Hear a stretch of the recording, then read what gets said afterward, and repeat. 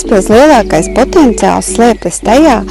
lai mēs varētu izveidot Ventspili kā lielu kurortu pilsētu, lai pie mums brauktu ne tikai turisti, kas pavada laiku kopā ar bērniem, atpūtas vietās, kas mums ir pa brīvu, bet arī izveidotos nakts dzīve, daudzie kultūras, sporta un intelektuālās attīstības objekti strādātu ar garāku darba laiku, un tos varētu apmeklēt cilvēki arī vakara nogalēs. Lai pašam ventspilniekam būtu savā pilsētā interesanti, lai vakaros būtu ne tikai skaistas pastaigu vietas, bet arī iespējas apmeklēt sporta, kultūras un mākslas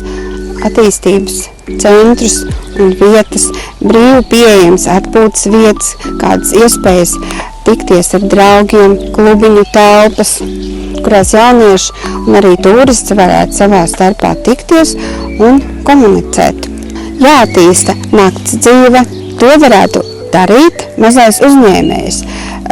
veidojot dažādas atpūtas vietas, centra telpas